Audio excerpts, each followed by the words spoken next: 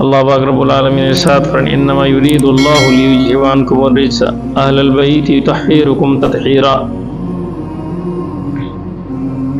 হে নবী পরিবার, আল্লাহ তো চান তোমাদেরকে অপবিত্রতা থেকে রক্ষা করে পবিত্র করতে। ইসলামী দুনিয়াতে আল্লাহ রসুল সাল্লাল্লাহু আলাইহি ওয়াসাল্লাম দুনিয়া থেকে পর্দা নেওয়ার পরে মুসলমানদের মধ্যে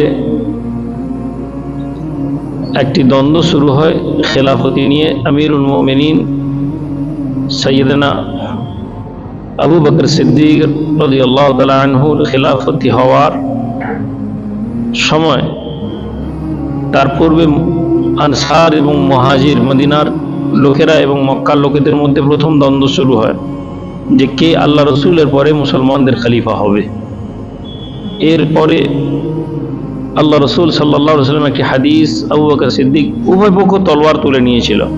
আনসারেরা বলল, আমরা নবীকে আশ্রয় দিয়েছিলাম, মক্কার লোক তোমরা নবীকে তাড়িয়ে দিয়েছিলে। আল্লাহ নবী যখন কখন কোনো ঠাঁই ছিল না, আমরা নবীকে মদিনায় এসে স্থান দিয়েছিলাম, ফলে নবীর পরে খেলাফতি আমরা পাবো। এরপরে আবু বকর সিদ্দিক রাদিয়াল্লাহু তাআলা আনহু এসে বলেন, হে মদিনার লোকেরা, তোমরা কি এই কথা শুনোনি, আল আয়াম্মাতু মিনাল কুরাইশ, আল্লাহ নবী বলেছেন ইমামতিটা কুরাইশদের মধ্যে থেকে হবে। বলার সঙ্গে সঙ্গে আনসার সাহাবী যিনি তলোয়ার তুলে বলেছিলেন, তিনি তলোয়ারটা নামিয়ে বলেন, এই হাদিসটি আল্লাহ নবী আমার সামনে বলেছিলেন। এইখান থেকে বিবাদ আল্লাহ নবী দুনিয়ার থেকে পর্দা নেওয়ার সময় এবং তার পূর্বে যখন শেষ অবস্থায় আল্লাহ রসুল সাল্লাল্লাহু আলাইহি ওয়াসাল্লাম দুনিয়া থেকে বিদায় নিচ্ছেন, তিনি বলেছিলেন, আমার কাছে কলম এবং কাগজ আনো, আমি তোমাদেরকে কিছু লিখে দিব যা পরবর্তীকালে তোমাদেরকে আর ফিতনায় পড়তে দেবে না। কিন্তু আল্লাহ নবীর শারীরিক অসুস্থতা এত ছিল যে সাহাবাদের মধ্যে অনেক সাহাবী, তার মধ্যে অন্যতম সাইয়েদনা আবু বকর ওমর ইবনুল খাত্তাব রাদিয়াল্লাহু তাআলা আনহু বলেছিলেন, ইয়া রাসূলুল্লাহ, আমাদের কাছে আল্লাহর কিতাব আছে, আপনার হাদিস আছে, এটা আমাদের জন্য যথেষ্ট। ইন্টেনশন, উদ্দেশ্য ভালো ছিল। এবং সাহাবার মধ্যে একজন বলে, আল্লাহ নবী যখন কলম কাগজ আনতে বলেছেন, তুমি বাধা দিচ্ছ কেন ওমর? এই নিয়ে মুসলমানদের মধ্যে ঝগড়া শুরু।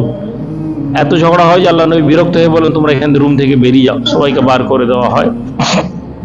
এবং মদিনাতে যারা বিরোধী ছিল, আল্লাহ নবীর জামানাতেও একদল লোক ছিল যারা মুনাফিক, যারা মুখে ঈমান আনলে অন্তরে আল্লাহ নবীর প্রতি ঈমান নেই, তাদের কাছে এটা একটি বড় মওকা ছিল মুসলমানদের মধ্যে বিভেদ আনার, যা পরবর্তীকালে এটা ফিতনা হিসেবে ধরা হয়।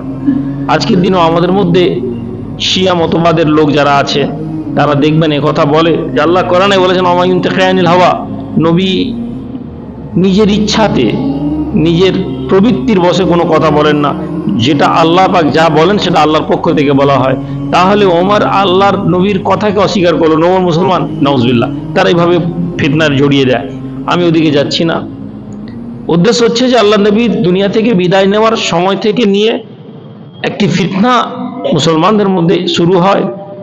এরপরে সাইয়েদনা আবু বকর সিদ্দিকের খেলাফতি, সাইয়েদনা ওমর ইবনুল খাত্তাবের খেলাফতি, সাইয়েদনা উসমান ইবনে আফফানের খেলাফতি, হযরত আলী ইল মুরতাজা রাদিয়াল্লাহু তাআলা আনহুম আজমাইনদের খেলাফতির সময় এই ফিতনা প্রকট হয় না।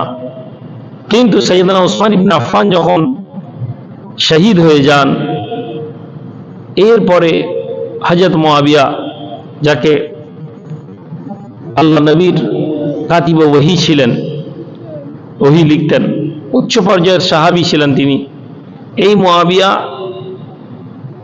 সাইয়েদনা উসমান ইবনে আফফান ওনার মামি হতেন, উসমান ইবনে আফফান মামা হতেন। তার কতলে তিনি বললেন, আলীর হাতে আমি বায়াত নেব না যতক্ষণ না আলী উসমানের কাতিলের ফয়সালা করে। এবং কাতিলরা যারা উসমান ইবনে আফফানকে হত্যা করেছিল, তো তার স্ত্রী, উসমান ইবনে আফফানের স্ত্রী যখন এগিয়ে এসেছিলেন, তার আঙুলগুলো কেটে, তো এই কাটা আঙুল নিয়ে গিয়ে বসরায়, দামেস্কে হযরত মুআবিয়া দেখাতেন আর বলতেন, দেখো আমার মামির আঙুল, কাটা আঙুল, এর ফয়সালা না করলে ওমরের হাতে, ও আলীর হাতে বায়াত হবো না। এবং এই দুর্বলতার মুহূর্তে মুসলিম বিশ্ব দুটো ভাগ হয়ে যায় এবং এই মওকাতে ইহুদি এবং মুনাফিকরা একত্রিত হয়ে মুসলিম উম্মাহকে বিভ্রান্ত করে দেয়। একদল হযরত আলী রাদিয়াল্লাহু তাআলার পক্ষে এসে যায়, একদল হযরত মুআবিয়ার পক্ষে এসে যায়। ঠিক এই সময় এই ফিতনা চলতে চলতে হযরত মুআবিয়া ইসলামের একটি বহির্ভূত কাজ, আল্লাহ রসুলের সুন্নাতের খেলাফ এবং নবীজি যে পদ্ধতিকে নিষেধ করেছেন হযরত মুয়াবিয়া সেই পদ্ধতি ইসলামের মধ্যে নিয়ে এলেন। সেটা কি? সেটা হচ্ছে রাজতন্ত্র, খেলাফত তন্ত্রকে উড়িয়ে দিলেন। আল্লাহ নবী বংশ পরম্পরায় খানদানি রেওয়াজকে আল্লাহ নবী শাসন পরিচালনার ক্ষেত্রে অনুমোদন করেননি। এই জন্য ওমর রাদিয়াল্লাহু তাআলা বলেছিলেন, আমার পরে আমার ছেলে খেলাফতির লড়াই থাকতে পারবে না। তিনি আগে থেকে উইল করে দিয়েছিলেন। দুর্ভাগ্যের কারণ হলেও হযরত মুয়াবিয়া এই কাজটি করে তার ছেলে ইয়াজিদকে ক্ষমতা দিলেন। এবং ইয়াজিদ ক্ষমতা এসে সর্বপ্রথম যেটা করেছিল তা হচ্ছে আহলে বাইতদের প্রচার এবং আহলে বাইতদের ফজিলত এবং আহলে বাইতদের মর্যাদা উম্মতের মধ্যে থেকে শেষ করেছিল। এবং এই উম্মতের মধ্যে আহলে বাইতের আলোচনাকে নিষিদ্ধ করে দেওয়া হয়েছিল। এবং এই নিষিদ্ধ করা শুধু নয়, বরং মেম্বারে রসুলে দাঁড়িয়ে আহলে বাইত নবী পরিবারের ব্যাপারে গালাগালি করা ছিল বাধ্যতামূলক। আপনি অবাক হবেন, কোন নবী পরিবার? যে নবী পরিবারের মাধ্যমে ইসলাম এসেছে, যে নবী পরিবারের ব্যাপারে কোরআন বলেছে, আল্লাহ নবী বলেছেন যে নবী পরিবার তোমাদেরকে তো আল্লাহ চাইছেন যে অপবিত্রতা থেকে পবিত্র করতে। অপর জায়গায় আল্লাহ রসুলকে আল্লাহ বলছেন, কোরআনে আল্লাহ বলছেন, হে নবী আপনি বলুন, কুল্লা আসআলুকুম, আমি তোমাদের কাছে কোনো কিছু চাইছি না, আজরা না, তোমাদের কাছে কোনো আজার চাইছি না, তোমাদের কাছে কোনো প্রতিদান চাইছি না, ইল্লা মুআদ্দাতা ফিল কুরবা, আমি তোমাদের কাছে যে প্রতিদান চাই তা হচ্ছে তোমরা আমার আত্মীয়র সাথে, আমার বংশের সাথে, আত্মীয় মানে এখানে তার খানদান আহলে বাইতদের প্রতি তোমরা ভালো ব্যবহার রাখো। এই ভালো ব্যবহারের প্রতিদান কি করেছিল ইয়াজিদ? মেম্বারে রসুলে দাঁড়িয়ে হযরত আলীকে গাল দিতে হতো এবং যারা ইমাম ছিলেন তারা গাল দিতেন। এবং গালাগালি দেওয়া শুধু নয়, আল বিদায়া ওয়ান নিহায়া বলে একটি ইসলামিক কিতাব আছে, যারা পড়াশোনা করেন আপনারা দেখবেন, সেই কিতাবের মধ্যে মেম্বারে রসুল মদিনায় দাঁড়িয়ে দাঁড়িয়ে গভর্নর হযরত আলীকে গাল দিচ্ছে, সৈয়দনা হোসেন সৈয়দনা হাসান বসে আছেন। গাল দেওয়ার পর্যায়ে এমন পৌঁছে গিয়েছিল যে হযরত হোসেন রাদিয়াল্লাহু তাআলা না থাকতে পেরে দাঁড়িয়ে বলছেন, তুমি যে মেম্বারে দাঁড়িয়ে গাল দিচ্ছ ওটা আমার রসুলের, আমার নানার মেম্বার, ওটা আলী ওইখানে দাঁড়িয়ে খুতবা দিতেন, তুমি ওইখানে দাঁড়িয়ে আমার বাপকে গাল দিচ্ছ। তো পাশে একজন লোক ধরে বসিয়ে দিল, বলল, হে হোসেন আপনি কথা বলবেন না, আপনি এদের থেকে চুপ থাকুন। এবং এই গালাগালির পর্যায়ে দীর্ঘদিন ছিল, যতক্ষণ না ওমর বিন আব্দুল আজিজ রাহমাতুল্লাহ আলাইহি তিনি মেম্বারে উমাইয়া বংশের খেলাফতির উপরে দাঁড়ান। তিনি যখন খলিফা হলেন, তিনি সবার আগে ওই আলেমদের উপরে চাপ খাতে আরম্ভ করেছিলেন যারা আহলে বাইতের বিরোধিতা করেছিল। অথচ ইনিও উমাইয়া বংশেরই ছিলেন, উমাইয়া খানদানের ছিলেন, কিন্তু তিনি বলেছিলেন যে এটা একটি নিষিদ্ধ শুধু নয় বরং গুনার কাজ। আহলে বাইতের ব্যাপারে, নবী পরিবারের ব্যাপারে মুসলমানদের মধ্যে এই সময় থেকে নবী পরিবারের আলোচনা বন্ধ হয়ে যায়। কেননা এই সময় নবী পরিবারের আলোচনা যারা করতো বলা হতো এরা শিয়া। এবং এই শিয়া শব্দটা মুসলমানদের কাছে একটি কঠিন শব্দ হয়ে দাঁড়ালো। আলেম ওলামাদের একটা অংশ শিয়া মতবাদ নিয়ে আলোচনা করতে গিয়ে তাদেরকে কাফের ফতোয়া দিলেন। কিন্তু কাফের ফতোয়াটা যদি আমরা একটু গভীরভাবে লক্ষ্য করি, আপনি দেখবেন আমাদের সমাজে দেওবন্দিরা, তাবলীগরা আপনার কি বলে বেরেলিওয়ালাদেরকে, বেরেলিওয়ালারা দেওবন্দিওয়ালাদেরকে, ফুরফুরাওয়ালাদেরকে, আবার কি বলে আজানগাছিরা আরেকটি দলকে কাফের অথবা বেদাতি, আমরা সবাইকে বেদাতি বলে। আপনি খেয়াল করে দেখলে এটা বুঝতে পারবেন। আপনি দেখেন একজন বেরেলিকে জিজ্ঞেস করুন, ও কাফের, দেওবন্দি কাফের।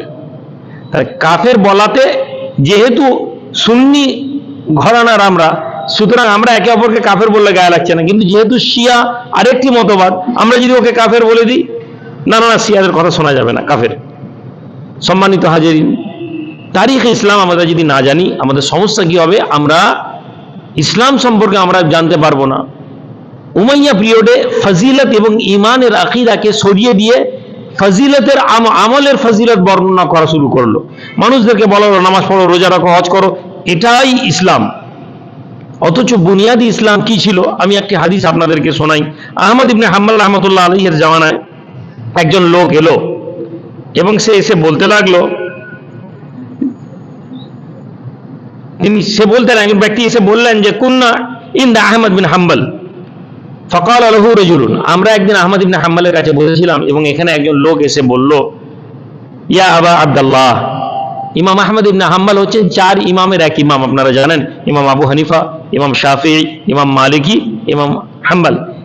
সেই লোক এসে বলল, ইয়া আবা আব্দুল্লাহ, ইমাম আহমদ ইবনে হাম্বলের উপনাম ছিল আবু আব্দুল্লাহ, মা তাকুলু ফি হাযাল হাদিস আল্লাযী ইউরা, তুমি আপনি এই বিষয়ে কি বলেন, এই হাদিস সম্পর্কে কি বলেন? কি না, আন্না আলাইনা, আমাদের কাছে যেটা এসেছে আল্লাহ রসুলের জামাতা হযরত আলী বলেন, আনা কাসিমুন নার, আমি জাহান্নাম দিব, আমি জাহান্নাম তাকসিম করনেওয়ালা, আমি জাহান্নাম বিতরণকারী। কে বলছেন? হযরত আলী রাদিয়াল্লাহু তাআলা আনহু। এই প্রশ্ন করছেন একজন লোক ইমাম আহমদ ইবনে হাম্বলের কাছে এসে বলল যে আপনি এই হাদিস সম্পর্কে কি বলেন? আমরা এই হাদিস শুনেছি যে আলী বলেছেন আনা কাসিমুন নার, আমি জাহান্নাম বিতরণকারী, আমি জাহান্নাম দিব, আপনি এই বিষয়ে কি বলেন? ফাকালা, ইমাম আহমদ ইবনে হাম্বল যখন এটা শুনলেন, ওমা তুনকিরুনা মিন যা, এই কথার মধ্যে আপনি কোন বিষয়টা ইনকার করছেন? হযরত আলী জাহান্নাম দিবেন, এই যে কথাটা, আপনি কোন এই কথাটার মধ্যে কি ইনকার করছেন? বলে ইমাম আহমদ ইবনে হাম্বল বলছেন, আলাইসা রাওয়াইনা আন্না নবী সাল্লাল্লাহু আলাইহি ওয়া আলিহি ওয়াসাল্লাম, আমাদের কাছে কি এই বর্ণনা আসেনি? ক্বালা লি আলিয়ুন, আলীর ব্যাপারে কি এটা বলেননি? লা ইউহিব্বুকা ইল্লাল মুমিন ওয়া লা ইয়াবগাদুকা ইল্লাল মুনাফিক। আল্লাহ নবী কি কথা বলেননি আমাদেরকে যে মুমিনরা ছাড়া আলীকে কেউ ভালোবাসবে না, যে আলীকে ভালোবাসবে সে মুমিন, ওয়া লা ইয়াবগাদুকা, বগদ রাখবে কে? ইল্লাল মুনাফিক, মুনাফিক ছাড়া কেউ বগদ রাখবে নি। তারা বললেন হ্যাঁ। এরপরে ইমাম আহমদ ইবনে হাম্বল বললেন, ফাআইনাল মুমিন, মুমিন কোথায় থাকবে? ক্বালা ফিল জান্নাহ, বলতে লাগলেন যে জান্নাতে থাকবে। ওয়া আইনাল মুনাফিক, মুনাফিক কোথায় থাকবে? ফিন্নার। হযরত আহমদ ইবনে হাম্বল বললেন, আলী কি জাহান্নাম দেনেওয়ালা হলো না? অর্থাৎ আলী কি যারা মোহাব্বত করলো তারা কি মুমিন যদি হয়, যারা আলীর প্রতি বগদ রাখবে তারা তো জাহান্নামী হবে। এই কথা বলে আহমদ ইবনে হাম্বল আনা কাসিমুন ফিন্নার, আনা কাসিমুন নার, আমি জাহান্নাম বিতরণকারী, এই হাদিসটাকে সমর্থন করলেন। সম্মানিত হাজিরিন, আমাদেরকে আজকে রমজান মাস, আমাদেরকে একটি বিষয় বোঝা দরকার। আমাদের কাছে যদি কোনো কথা আসে নতুন, আমরা সেটা খুব সমস্যা, বিশেষ করে যুব সমাজ। আপনি মুসলিমদের যুব সমাজের মধ্যে একটা ট্রেন্ড চলছে, ট্রেন্ড বুঝেন তো? ট্রেন্ড হচ্ছে যে এটা এখন এটাই চলছে, কি চলছে? কোরআন এবং হাদিস মানতে হবে, আর কোনো কিছু মানার দরকার নেই। কোরআন হাদিস ছাড়া আর কোনো কিছু মানা যাবে না। ওসব পীর সাহেব ছেড়ে দাও, ওসব ইমাম ছেড়ে দাও, ওসব হুজুর ছেড়ে দাও। আহলে বাইত তো অনেক দূরে। আহলে বাইত কি মুসলমানদের ছেলেরা জানেই না। আহলে বাইত জানার চেষ্টা করলে বলবে শিয়া হয়ে গেছে। অথচ আহলে বাইতের ব্যাপারে আল্লাহ রসুলের হাদিস যদি বর্ণনা করি, আপনি আমি বুঝতে পারবো যে ইমানের বুনিয়াদ আহলে বাইতের উপরে আছে। আল্লাহ নবী জামানায় দুটো আজান ছিল না। এই আজান ওসমান ইবনে আফফান রাদিয়াল্লাহু তাআলা আনহু জামানায় এসেছেন। এখন একজন যুবক ছেলেকে প্রশ্ন করেন, ভাই মসজিদে জুমার নামাজ দুটো খুতবা হয়, আজান হয়, চলবে? একদিকে তোমরা বলছো কোরআন এবং হাদিস মানতে হবে, যেই কোরআন এবং হাদিস মানতে হবে বলছো, তাহলে জুমার দিনে দুটো খুতবা। আপনি অবাক হয়ে যাবেন, এদের একদল আলেম এই দুটো খুতবা দেওয়াকে বেদাত বলেছে, এবং বেদাতি মানে জাহান্নামী বলছে। ওসমান ইবনে আফফান বেদাত করেছেন, নাউজুবিল্লাহ পড়েন। তাহলে আপনি আহলে বাইত নয়, যখন আপনি যুক্তির খাতিরে বিষয় বোঝার চেষ্টা করবেন, তখন আপনি বিভ্রান্ত হয়ে যাবেন। এই রমজান মাস একদল বলছে 20 রাকাত না তারাবি পড়া যাবে না, 8 রাকাত পড়তে হবে।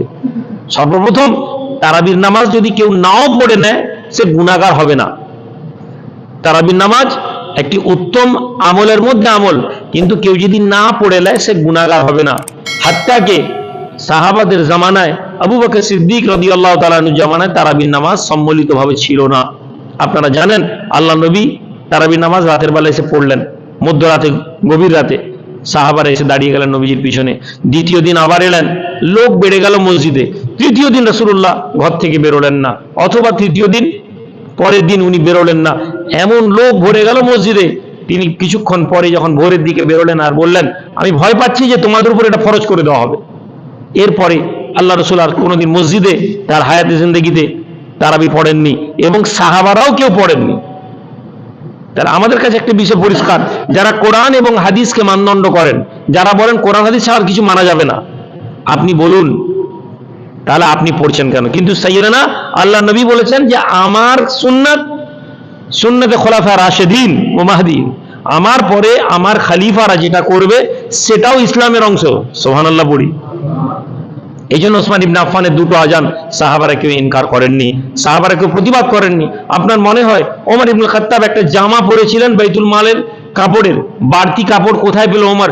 মসজিদের একজন লোক দাঁড়িয়ে বলল, ওমর তোমার কোনো কথা শোনা যাবে না, আগে তুমি জবাব দাও, তুমি জামা পরলে কি? আপনারা এই ওয়াজ শুনেছেন। যে সমাজে এত পরিচ্ছন্ন মানুষ ছিলেন, ওসমান ইবনে আফফান দুটো আজান করে দিবেন, লোক মেনে নেবে। ওমর ইবনে খাত্তাব তারাবির নামাজ করে দিবেন, আর লোকেরা বলবে এটা নবীজির সুন্নাতের বাইরে, সাহাবারা মেনে নিতেন। আসলে ব্যাপারটা তা নয়, বরং আল্লাহ নবীর পরবর্তী সময়ে, শুধু আল্লাহ নবীর পরবর্তী সময় নয়, হাত্তাকে কিয়ামত পর্যন্ত যতদিন থাকবে, উম্মত যত নতুন নতুন সমস্যার মধ্যে আসবে, যখন ওলামা যারা তারা যে সিদ্ধান্ত নেবেন এটাকে মানতে হবে। কোরআন হাদিস ইজমা কিয়াস এই জন্য ইসলামের পরিপূর্ণতা। আপনি কোরআন হাদিসের বাইরে থাকতে পারবেন না। আর যদি বলেন যে না, তাহলে আপনি এই তারাবির নামাজ আপনি 8 রাকাত পড়তে পারতেন না। সম্মানিত হাজিরিন, এরপরে আমরা যদি লক্ষ্য করে দেখি, এরপরে যদি ওমর ইবনে খাত্তাব এই জায়গায় দাঁড়িয়েছেন, আমাদের সমাজে শিয়াদের একটা আজান আছে, এই আজানের শিয়ারা বলে আশহাদু আল্লাহ আলিউন ওয়ালিউল্লাহ। আপনারা দেখবেন যারা শিয়াদের আজান শুনেছেন এই শব্দ বলে। আমরা সবাই বলছি সব শব্দ কোথা থেকে এসে গেল? এই শব্দ আমরা সমর্থন করি না, কিন্তু আপনি যদি তারিখ থেকে বোঝার চেষ্টা করেন, আমাদের নামাজে আসসালাতু খায়রুম মিনান নওম এই শব্দটা বলা হয়। আপনারা কি জানেন এই শব্দ কোথা থেকে এসেছে? এই শব্দ আপনারা জানেননি? আসলে ঘটনাটা এটা আল্লাহ নবী জামানায় আজান ছিল না। আল্লাহ নবী জামানায় এই আজান ছিল না। আল্লাহ নবী ওমর ইবনে খাত্তাব, আবু বকর সিদ্দিকের জামানায় ছিল না।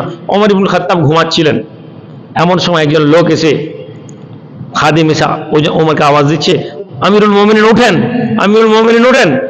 ওমরের ঘুম গভীর ছিল, এমন সময় লোকটি আওয়াজ দিয়ে বলল, আসসালাতু খায়রুম মিনান নওম। ওমরকে বলছে যে ঘুম নামাজের থেকে, নামাজ ঘুমের থেকে উত্তম। ওমরের চোখ খুলে গেল, বাহ ভালো শব্দ বলেছে তো, যাও কাল থেকে ফজরের আজানে এই শব্দটা জুড়ে দাও। তাহলে ওমরের জামানায় এই শব্দ জোড়া হলো। যদি কোরআন এবং হাদিস মানদণ্ড হয়, তাহলে ওমরের শব্দটা এটাও বিদআত হবে, নাউজুবিল্লাহ। সম্মানিত হাজিরিন, তাহলে নামাজে এক্সট্রা শব্দ সুন্নি জামাতের মধ্যে অনেক এসছে, কিন্তু আমাদের বিনা তাহকিকের কারণে আমরা এই কথা বলিনি। আহলে বায়তের বিষয়গুলো, এজন্য আমি কথাগুলো শুরু থেকে বলছি যে কোরআন এবং হাদিস মানদণ্ড হলে আপনি ইসলামের অনেক বিষয় বুঝতে পারবেন না। আল্লাহ পাক তৌফিক যদি দেন, আগামী শুক্রবার আমরা এই বিষয় বিশদে আলোচনা করবো। আল্লাহুম্মা আমিন।